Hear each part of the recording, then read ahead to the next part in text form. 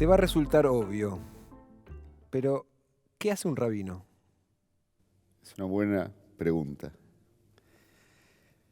Primeramente, tener en claro que hay diferentes puestos, roles que puede ocupar un rabino.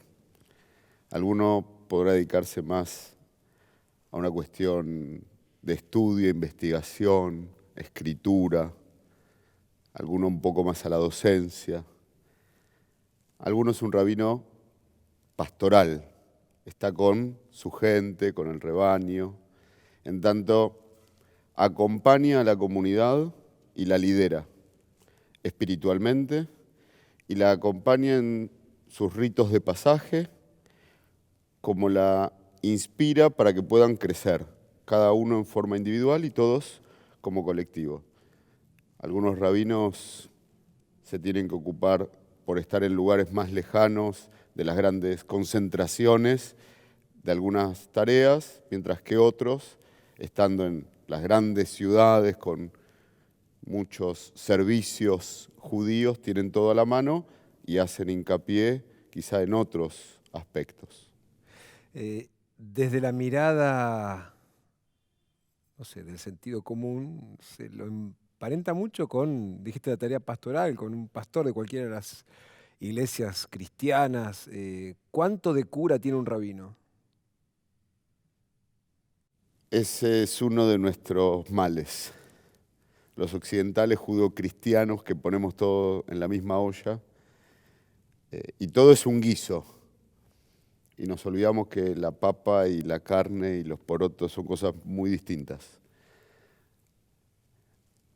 La primera distinción que sería interesante recordar es que lo judío no tiene, como quizás estamos más acostumbrados a lo católico, ni una casa central, ni un portavoz oficial, y por ende no tiene, y así fue en toda la historia, nunca tuvo, una bajada de línea única.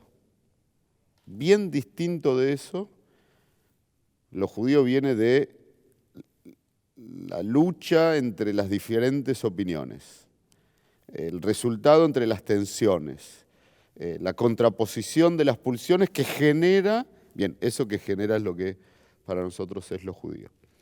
Rabino es una palabra que viene del hebreo rabí, que significa maestro.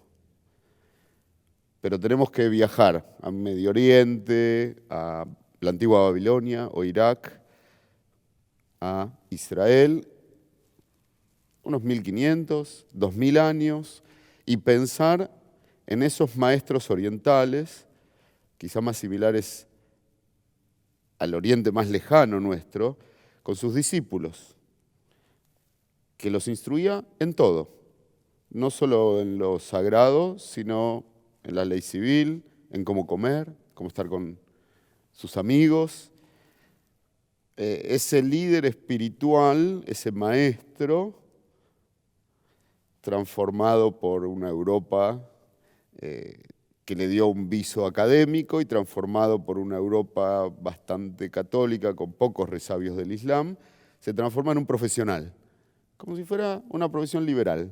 Entonces uno va, estudia en una especie de universidad específica, que no es tal, y obtiene un título, el equivalente es una ordenación, y como tal empieza a ejercer. No es un sacerdote. Los sacerdotes de la Biblia para la tradición judía cesan sus acciones en un templo cuando el templo es destruido, el gran templo de Jerusalén, aquel templo móvil que cuenta el Antiguo Testamento. Sí, la salida del desierto. En la salida del desierto, exacto. Después el famoso templo de Salomón, destruido, reconstruido en el siglo I de nuestra era, por Roma es destruido. A partir de lo cual los sacerdotes, los consagrados, dejan de ejercer sus funciones. El cura es un sacerdote, es un consagrado. Puede hacer cosas que no pueden hacer los demás. El rabino no. El rabino, si es un experto en las leyes, en el conocimiento, en la teología, espiritualmente está preparado, como cualquier otro, puede hacer las veces de quien oficia, dirige, acompaña a una persona o familia en determinado momento. Pero no es, decimos pastoral y decimos ordenación y utilizamos En cuanto guía, no en cuanto a la función sacerdotal. Sí, lo que sucede es que utilizamos un lenguaje que nos es común a todos. Claro. Pero lo que hay detrás a veces es bien diferente. ¿Y cómo llegaste vos a ser rabino? En una preadolescencia, o en mi preadolescencia mejor aún, me aquejaban las dudas existenciales. Una de las frases literales que más recuerdo es, ¿por qué vivimos? Frente a eso inicié algunos caminos de búsqueda, al margen de lo cual vengo de una familia judía con alguna tradición, según cuentan mis padres, con un interés particular por los judíos. En algún momento se me juntaron los dos caminos, entre un gusto personal y una búsqueda de sentido. Cuando ingresé en Chabad Lubavitch, un movimiento ortodoxo, místico, y la mística hacía las mismas preguntas que yo y tenía algunas respuestas que en su momento me parecían interesantes. A partir de ahí, literalmente me interné, es decir, me fui a vivir al internado, dejé todo y me dediqué absolutamente día y noche, sábado, domingo, feriado, al estudio y a vivir unas prácticas determinadas y fui rabino. ¿Tenías cuántos años cuando te internaste? Conocí a Chabad al final de mis 14, principio de los 15 ya estaba ahí. A los 15, en Buenos Aires. En Buenos Aires. ¿Y esas prácticas qué eran? Las prácticas tienen que ver, estamos hablando de un mundo ortodoxo, es decir, que sigue a la ley a pie juntillas. Además, la ley judía de los ley judía, sabios. Además, místico, que tiene todo su extra. Para los que siguen ese modo de vida, como el que yo seguía en su momento, todo está legislado. El Cuando concepto, decís todo es... todo. Absolutamente todo. Digámoslo así. Teológicamente, en resumen, Dios creó el mundo, Dios te creó a vos, y Dios sabe mejor que nadie cómo tenés que vivir para que cumplas tu misión en este mundo, para que hagas de este mundo el mejor posible, el que Él desea. Entonces vos, humano, limitado y finito, ¿qué podés saber más allá de tus deseos banales? La divinidad, el bien absoluto, te va a decir qué hacer. La divinidad no habla, pero los sabios hablan en su nombre, la famosa inspiración divina, y a partir de eso todo se fue legislando. Recordemos, estamos hablando de más de 2 milenios de literatura. En cada siglo alguien se ocupó de seguir escribiendo e inscribiendo cada nueva tradición. Todo es absolutamente todo. Pensemos en un Shabbat, el sábado, el día sagrado de un judío en Buenos Aires, una ciudad, una sociedad que no fue construida con esa lógica. ¿Cómo vive un judío ortodoxo cuando tiene todo legislado y no coincide con lo que lo rodea? Busca la manera de que coincida. El problema es de los que todavía no conocen la verdad, porque el judío ese sabe la verdad. Conoce la verdad. ¿Y cómo es lo cotidiano? Digamos, ante lo que se puede y no se puede hacer, ¿cómo se vive? Genera una sociedad entre pares y van buscando soluciones integrales para cada una de las problemáticas. Y se empuja las costumbres locales, se empujan los amigos. Me visto de una forma diferente y no me molesta. Hablo en otro idioma y no me molesta. Cuando todos un domingo descansan, yo mando a mis hijos al colegio y siguen estudiando y con orgullo. Nosotros somos los que llevamos esta vida y estamos muy felices de esta vida que llevamos. Un judío ortodoxo observante no puede transportar en el día sagrado, ¿no? Vas con tus nenes en la calle, se le sale un zapato. Es sábado que dejas el zapato en la calle. Esa es una opción. Otra opción es esperar a que le podamos poner el zapato y siga caminando. ¿Qué esperas al día siguiente? No, un ratito. o perdés el zapato. Es un zapato o el mundo, la vida, Dios. Es muy absoluto. Bastante más inteligente sería no llevar al niño en la calle el día que todavía no tiene la capacidad de que no se le Salga el zapato. salga zapato o entienda que debe ir a ponérselo, que no se lo podemos alcanzar. Pero esos todavía son ejemplos fáciles. Cuando digo todo está legislado te despertás. Bien, ¿qué debes pensar antes de abrir los ojos? ¿En qué posición tener el cuerpo? Abrir los ojos, ¿cuáles son las primeras palabras que decís? ¿Con qué posición del cuerpo? Antes de tocar el piso, ¿qué debes hacer? ¿Y qué después? Etcétera, etcétera, etcétera. Puedo seguir. Quizás suena más divertido y extremo decir, vas a ir al baño. Ok, empecemos a estudiar. ¿Qué vas a hacer? ¿Cómo te vas a mover? ¿Qué parte de tu cuerpo vas a destapar? ¿Con qué dedo te vas a limpiar? ¿De qué mano? ¿Qué bendición dirás después y cómo te lavarás las manos? Cuando digo todo, es todo. La intimidad, el pensamiento, comer, estudiar, trabajar, todo.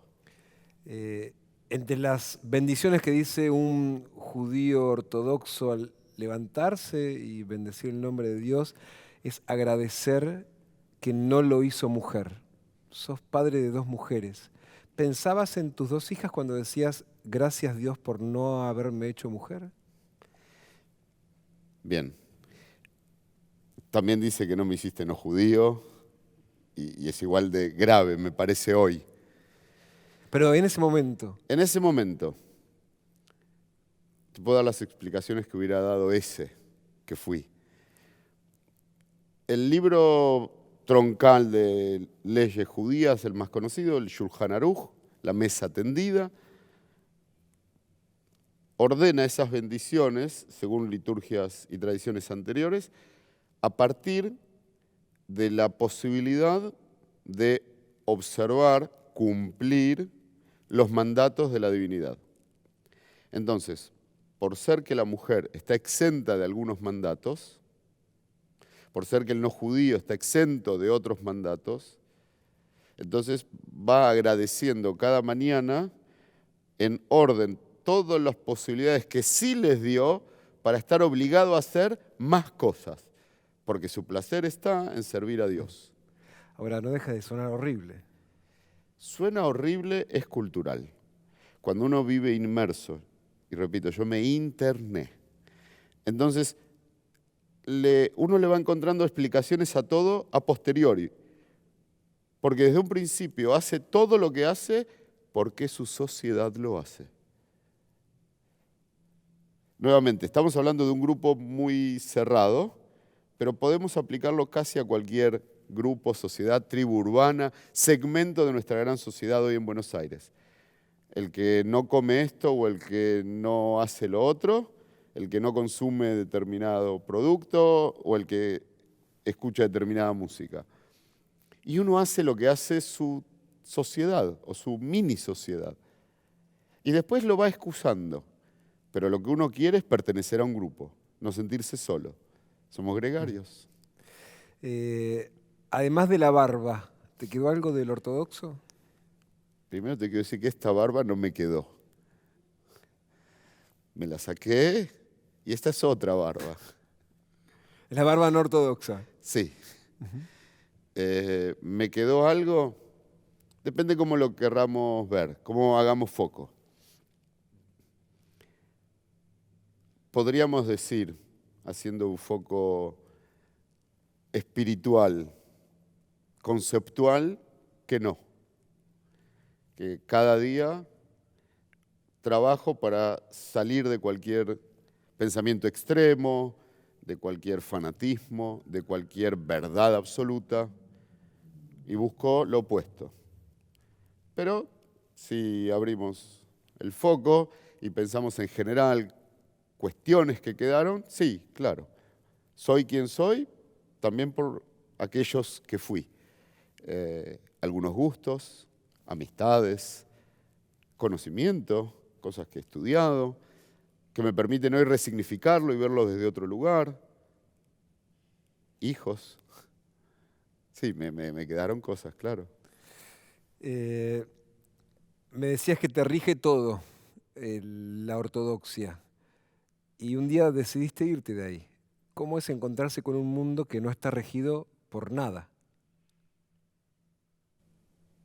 Bueno, el primer gran impacto fue encontrarme con que yo ya tenía muy incorporado una cantidad de prácticas de ese todo regido y que si ya no los compartía debía desaprenderlas.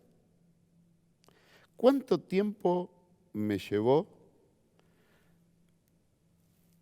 el ponerme los zapatos y atármelos de un modo diferente?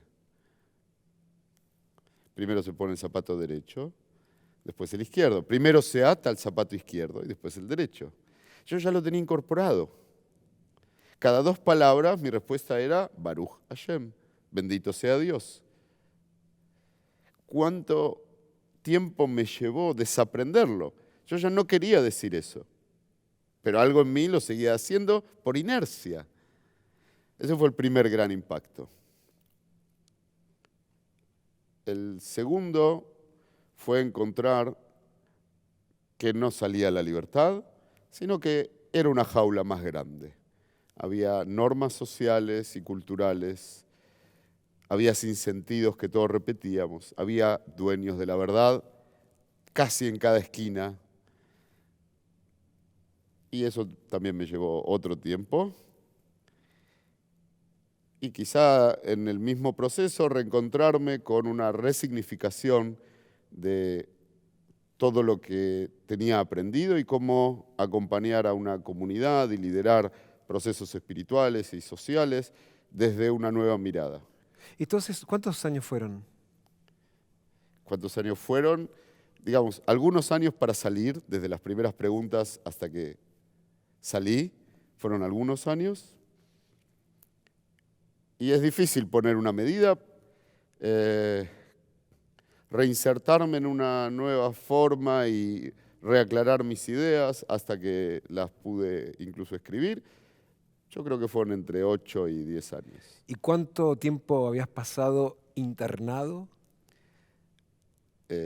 Internado en Sí, sí, sí, general, sí, sí. fueron en total 20 años, 20 años. de los cuales los últimos 4 o 5 ya era un camino que al final terminó siendo una salida. Ahora, son 20 años que me imagino que son de desconexión casi total con lo otro, digamos, lo que para todos los demás era lo cotidiano, digo, el diario, la tele. Mucho más que eso, más de lo que puedan imaginar. O sea, podías no saber ni quién era el ministro de no sé qué, ¿eso era así? Sí. Una de las cosas que recuerdo, uno de los momentos de quiebre, fue viajar en un taxi y escuchar un tema de Charly García. Me tocó en el cuerpo. Si a mí me gustaba esto, ¿por qué está prohibido? ¿Por qué hace años que no escucho esto? Pero de los 15 habían sido tu Sí. último año de Charly García. Sí, Y te reencontraste a los 30 y pico. sí. Porque está regido qué uno debe pensar y qué uno debe sentir. Y teológicamente está todas las respuestas a cómo escapar de eso. No hay dominación más absoluta. Después salí y me di cuenta que era lo mismo, más grande, Había otras formas de dominación. idénticas. Me pongo a pensar en el primer momento, ese acto inicial que estabas haciendo para tu vida anterior una transgresión y decías, bueno, no es transgresión, pero que físicamente era una transgresión. Digo, no sé, violar el Shabbat, el día sagrado. ¿Tenés presente ese momento?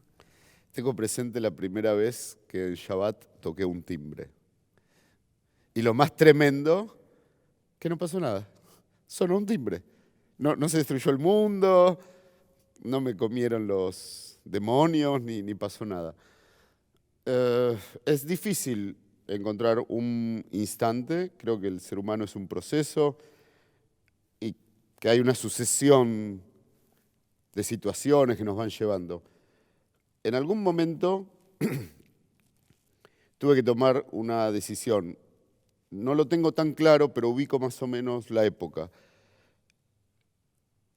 En ese tiempo yo, entre otras cosas, daba muchas clases y conferencias, principalmente a jóvenes no acercados a la tradición, entre 18 y 30 años. Y en mi discurso siempre estaba que yo elegía libremente mi camino y si alguien me demostrara otra cosa, estuviera dispuesto a cambiar. En algún momento dudé, ¿es tan así? ¿Hay realmente lugar para que alguien me demuestre? Encontré muchos motivos por los cuales no era cierto, entonces no lo puedo decir, si quiero ser honesto conmigo mismo. Y todas estas preguntas que al mismo tiempo me están llegando y yo rechazo con las fórmulas de esto viene de la pulsión negativa. La duda es el mal camino que te enfría del fervor y la divinidad. En algún momento dije, ok, la pregunta es, ¿me voy a sentar con mis preguntas, sí o no? Recordando que fueron las preguntas y las búsquedas las que me llevaron a elegir eso. ¿Hoy lo elijo o lo continúo? Casado, 5 hijos, vivo de esto, no me importa nada. Quiero ser honesto conmigo mismo. ¿Me voy a hacer las preguntas? ¿Pongo todo en juego, sí o no? Dije que sí. Y creo que esa fue la época. Recuerdo también en mis caminatas de Shabbat, sábado, yo era rabino en un templo al mismo tiempo en Villa Crespo y vivía en el 11, tenía por lo menos 4 caminatas de media hora. Algunas las hacía con algunos de mis hijos, algunas las hice solo. Recuerdo 2, 3 meses de debate filosófico interior. Si saco todos los valores, ¿cuáles serán los próximos nuevos míos? Me llevó 2, 3 meses. Encontrar algún valor nuevo. Rearmar mi estructura de valores. A mí me gusta la metáfora que en algún momento abrí la puerta de mi casa y puse todo afuera. Todo, las pinturas de las paredes, los caños internos, todo afuera. Empecé a tomar cosa por cosa y decidir si quiero que vuelva a entrar o no, y si vuelva a entrar, ¿en dónde? Algunas cosas volvieron a entrar y al mismo lugar, otras entraron a otro lugar con otra función, otras no entraron más. El mundo no judío y también el mundo judío tiene muchas frases armadas. Por ejemplo, sobre quién es judío. Una dice que es el hijo de un vientre judío, ¿no? Como si fuese la mujer eso, un vientre. No, la mujer no es un vientre, es menos. Claro, bueno. Es la portadora de un vientre. Una mirada muy cosificada, ¿no? No tan distinto de agradecer que no me hiciste mujer. Uh-huh.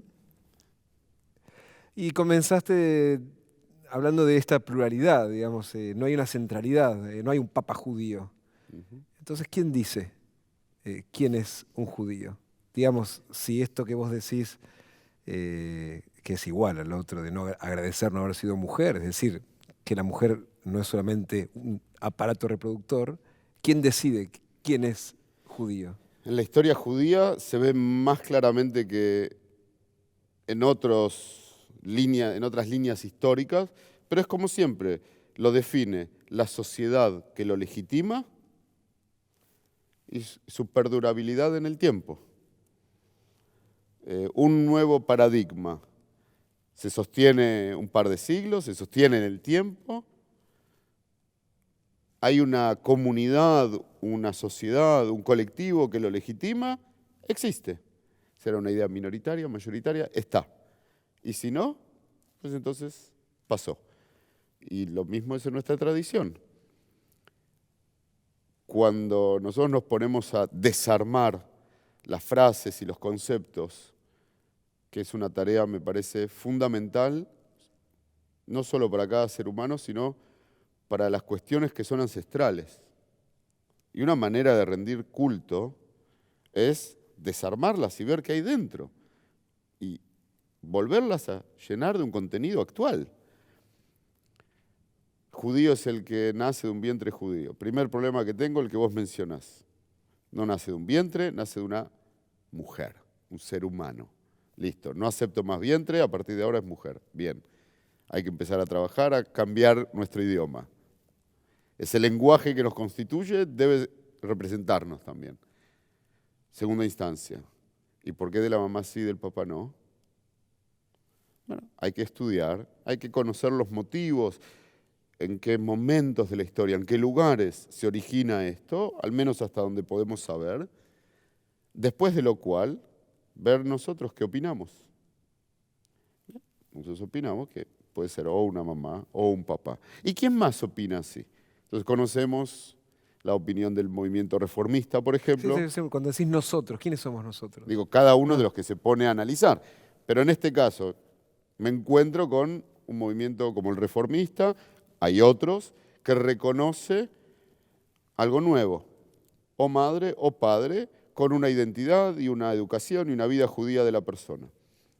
Sabemos que en la historia, en tiempos bíblicos, será por el padre judío, más tribal, después matrilineal por la mamá judía, y ahora hay quienes sostienen la mamá judía y hay quienes sostenemos o la mamá o el papá, pero lo más importante es la educación, si es un niño, una niña, es la elección personal, una persona adulta, es su identidad, es sus prácticas. Entonces es judío. Porque de nuevo, ¿quién le va a reconocer o no? Es un problema de las instituciones y de esas personas. Pero ¿quién tiene el derecho de decidir sobre un otro cuál es su identidad? Ideas racistas perimidas, instituciones por sobre lo humano de cada uno de nosotros.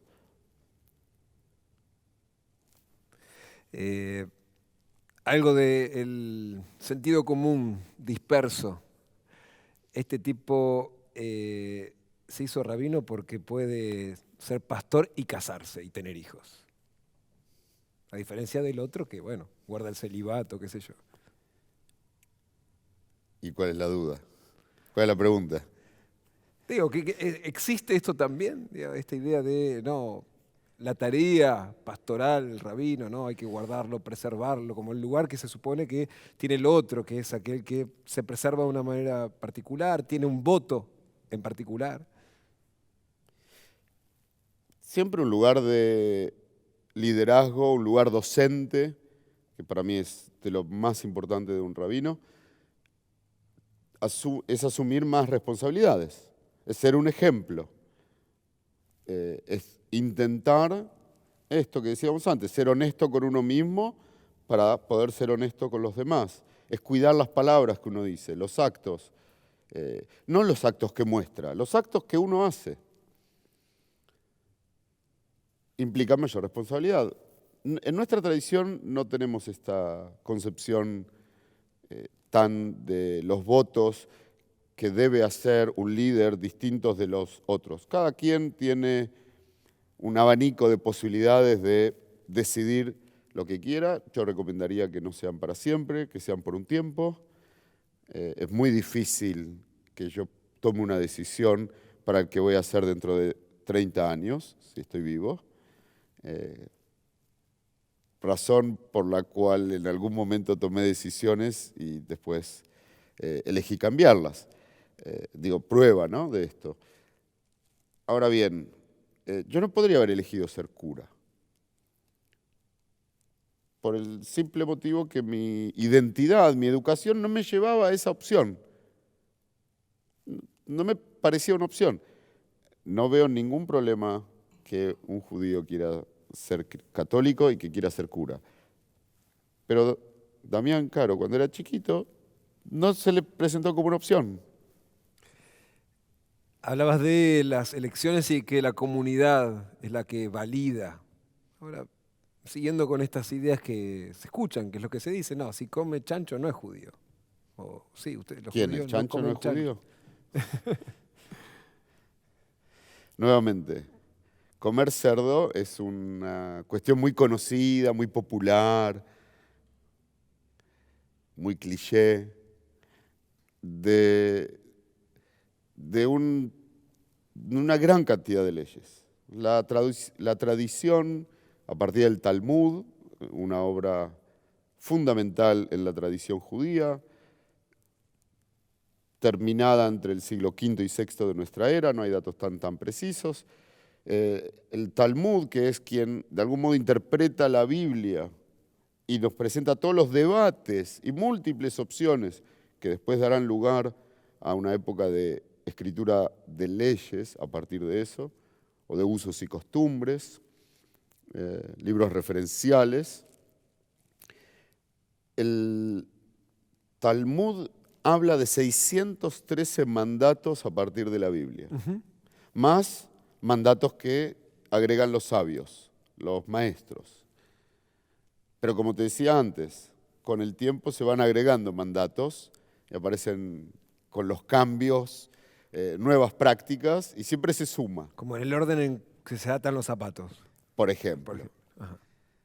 Entonces, uno de esos mandatos bíblicos es no comer cerdo. Muy bien. Pero, ¿qué es esta extracción de una ley, de un versículo de una Biblia entera? Hablemos de todo. El mismo parámetro utilicemos para todo lo demás. El Antiguo Testamento, la Torá, el Pentateuco, los primeros libros, es claramente poligámico. ¿Qué hacemos con esto? O sea, ¿por qué una cosa sí y la otra no? El mismo texto va a decir que al hijo insurrecto, glotón y rebelde, los padres deben llevarlo a los portones de la ciudad, declamar que este niño ha hecho sus fechorías. Glotonería.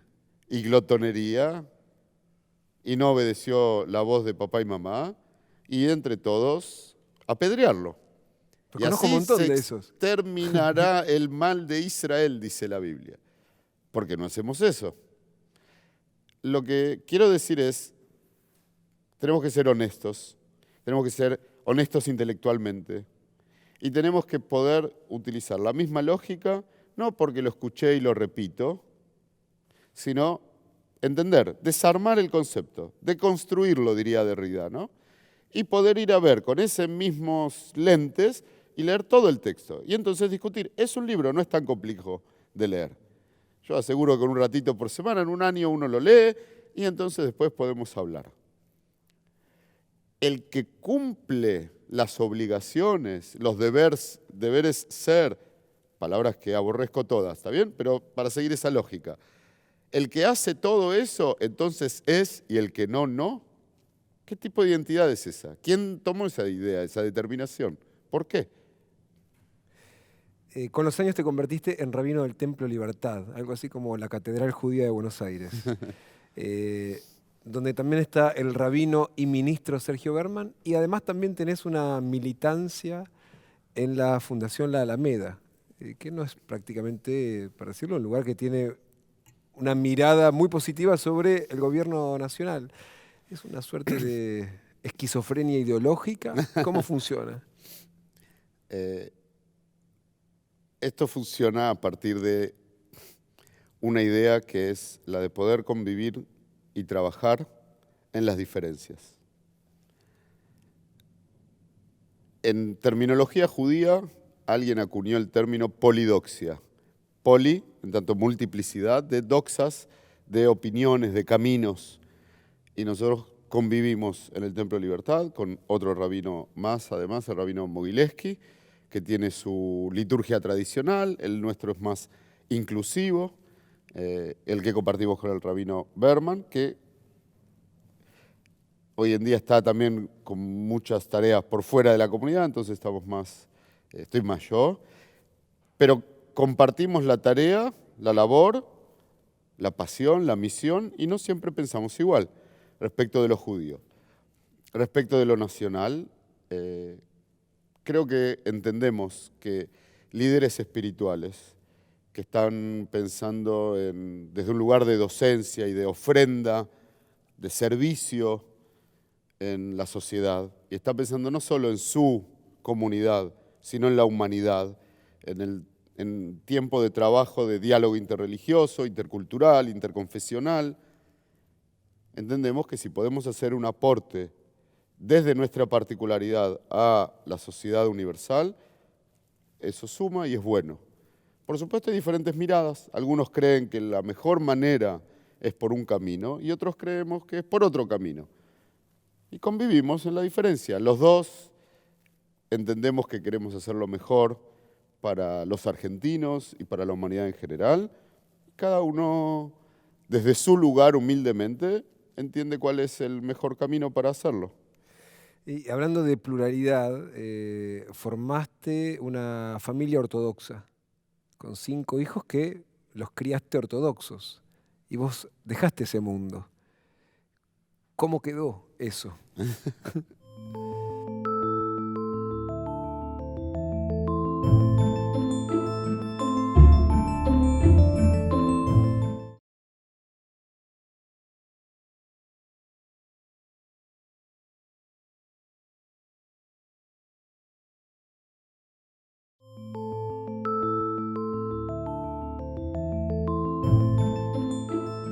Y hablando de pluralidad, formaste una familia ortodoxa con 5 hijos que los criaste ortodoxos y vos dejaste ese mundo. ¿Cómo quedó eso?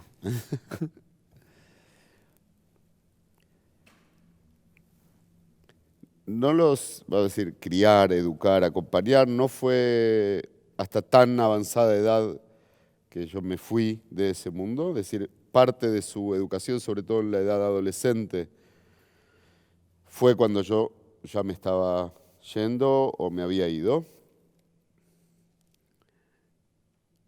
Con la mamá de mis hijos no solo tenemos una gran amistad, sino que además compartimos la idea que los valores son lo fundamental y las prácticas son modos que cada uno tiene de llevar a cabo esos valores y de transmitirlos a nuestros hijos. Algunas normas claras, como la ley de la casa supera a las personas y la decide la casa. Entonces, si yo viajaba en ascensor en Shabbat, era fuera de la casa, pero adentro de la casa no podía prender o apagar una luz el Shabbat, el día de Para descanso, respetar los que están ahí. donde no se hace. Ajá. Exacto. Nadie le dice a nadie cómo tiene que vivir y papá y mamá están de acuerdo en los valores judíos y difieren en algunas creencias y en las prácticas y demás. Y ustedes, a medida que van a ir creciendo, cada uno va a ir eligiendo. Y así fue que algunos han elegido una vida ortodoxa, otros han elegido una vida más liberal, y alguno quizás todavía está eligiendo y se va encontrando, o tiene una liberalidad más radical, otro tiene un camino ortodoxo más liberalizado, y cada uno se va encontrando. Lo importante es que todos nos queremos y podemos compartir, y ponemos la vara siempre para el más exigente y todos los demás nos vamos acomodando y no hay ningún problema. Y uno es vegano y el otro es kosher y el otro es kosher más así y el otro más asá y armamos una buena mesa donde todos podemos compartir en los valores, en el querernos. Pero hay una mesa donde uno come de un modo y todos tratan de respetarlo para que él pueda sentirse parte. ¿Sí? Hablabas sobre el espacio inclusivo de la comunidad, hablabas sobre la patrilinealidad, sobre que comer chancho no necesariamente hace a los judíos. Ahora también hay una mirada que puede decir, estos tipos hacen cualquier cosa. Es decir, una cualquier cosa que los lleva a no ser judíos. Ya eso que hacen ya no es judío. A mí me encantaría poder sentarme con esa gente, con tiempo y con una biblioteca al lado, y pensarlo juntos y estudiarlo y trabajarlo. ¿Somos tan severos con pagar al empleado en tiempo, versículo bíblico, como con comer o no comer cerdo? Una pregunta. Otra pregunta es, ¿le damos tanto valor a lo que dicen los que han interpretado al texto como al texto mismo? Es decir, la Biblia, la Torá dice algo y después vienen los que lo interpretan en diferentes generaciones y leen que ahí dice algo que quizá ellos entendieron, pero que otros entendieron de otro modo y está todo escrito en el mismo libro. Y la tradición fijó un modo.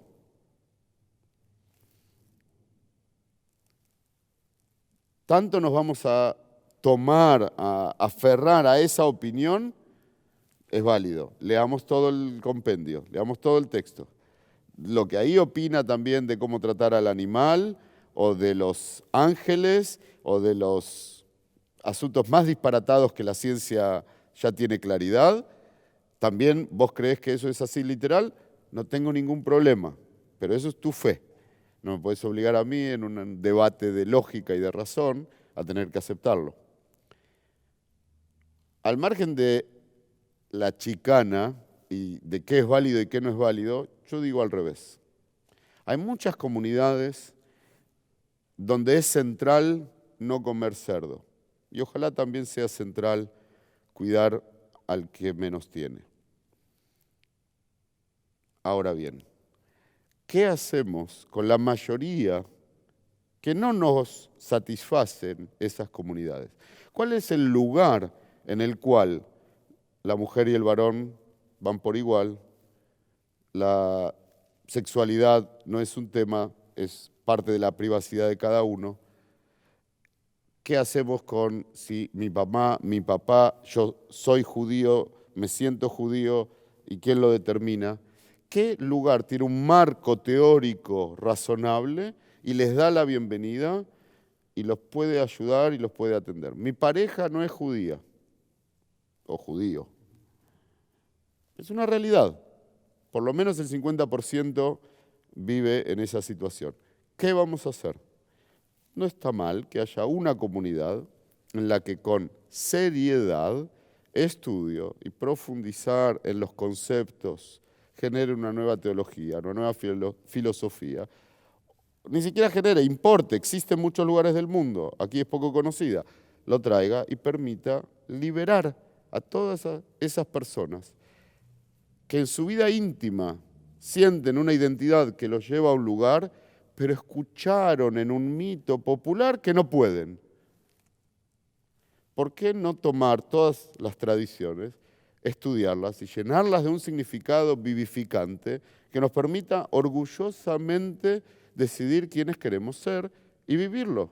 Entonces, quizá una persona decide comer cerdo, pero ser extremadamente medido y delicado y cuidadoso en cómo habla, en no hablar mal de otro, por utilizar una parábola muy conocida por el rabino Jesús, ¿no? Digo, que no se trata de otra cosa. Qué horror, el rabino mencionó a Jesús. ¿Alguien me puede mostrar tantas diferencias hay entre los evangelios y algún texto como Isaías, digo de la Biblia hebrea? Siempre los profetas y los maestros han sido innovadores que nos llamaron a corrernos del ritual vacío y recordarnos que había que llenarlo de contenido.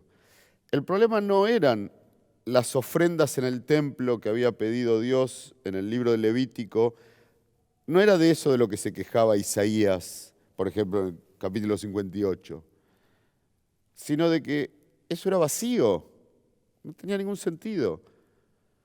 El problema nuestro es que nos es muy fácil incorporar cómo atarnos los zapatos y muy difícil todo el tiempo volver al encuentro con el otro.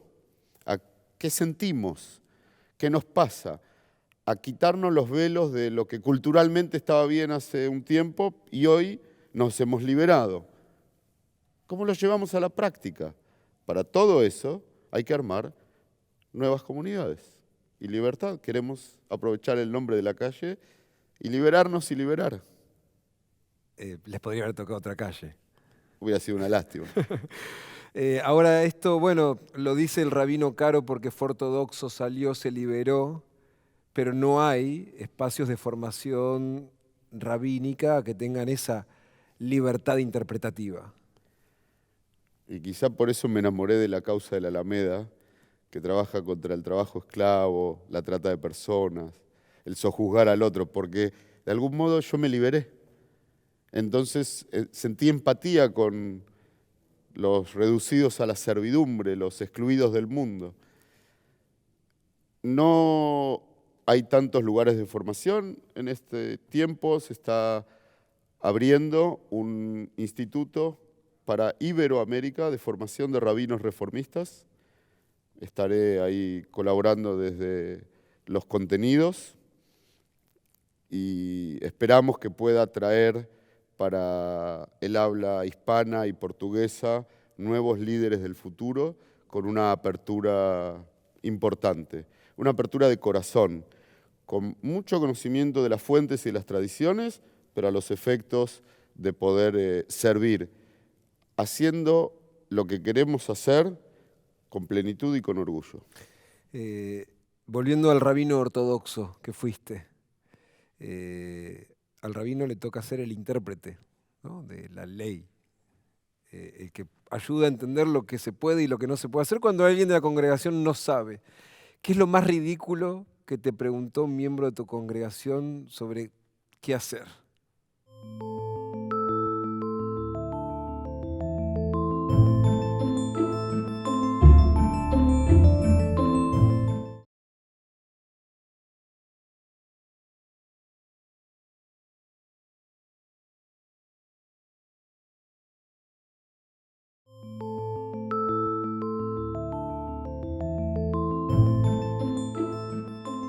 Volviendo al rabino ortodoxo que fuiste, al rabino le toca ser el intérprete, ¿no?, de la ley, el que ayuda a entender lo que se puede y lo que no se puede hacer cuando alguien de la congregación no sabe. ¿Qué es lo más ridículo que te preguntó un miembro de tu congregación sobre qué hacer? Tendría que hacer mucha memoria por un lado. Por otro lado, me cuesta pensar que una pregunta tiene algo de ridículo.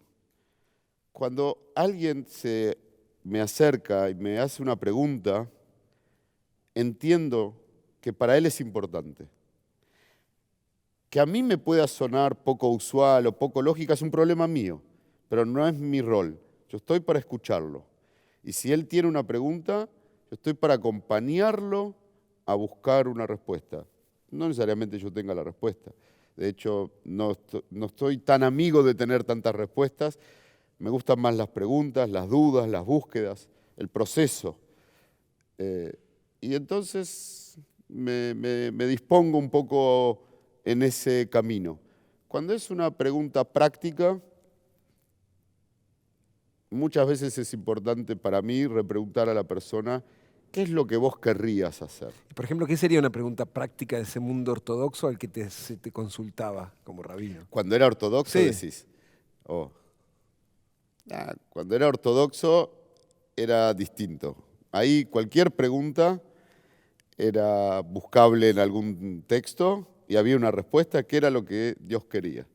Lo que sí aprendí de mi maestro, que cuando uno sabe suficiente, a cada pregunta puede contestar una cosa o la opuesta, porque siempre hay media biblioteca para cada lado. Lo interesante ahí es poder, algo parecido a lo que decía hoy en día, empatizar con la persona y indagar un poco qué hay detrás de esa pregunta. ¿Por qué me está haciendo esta pregunta?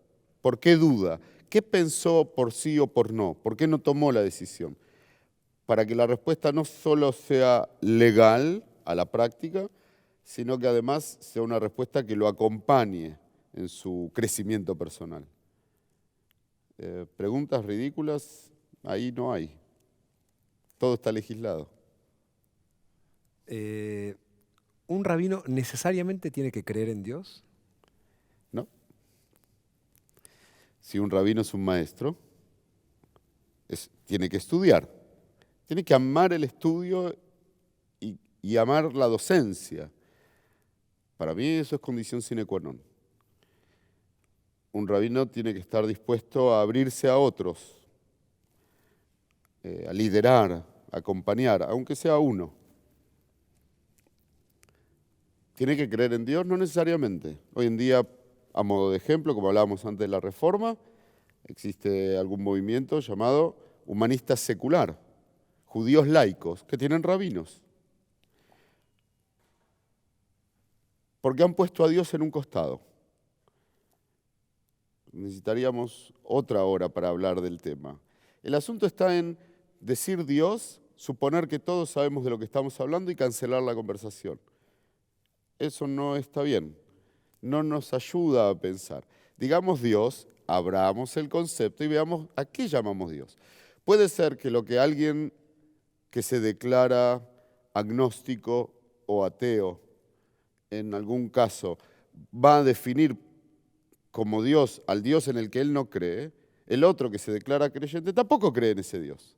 Y viceversa, puede ser que el Dios en el que cree alguien, el agnóstico diga, yo creo en todo eso, pero lo llamo de otro modo. La pregunta es, ¿con qué llenamos esa metáfora? Dios quizá fue central en tiempo bíblico, si le ponemos bastante ganas. Ya en tiempo del Talmud, que mencionábamos antes, Dios pasa a ser alguien más que estudia las Escrituras junto a los sabios. Y el Dios de los grandes pensadores judíos del siglo XX, por ejemplo, por no tomar desde Spinoza para aquí, pasan a ser otras manifestaciones. Son metáforas resignificadas que significan otros asuntos. Acompañar a la comunidad, acompañar a las personas, a estudiar, a estar orgullosos de su identidad, a generar prácticas que les son significativas.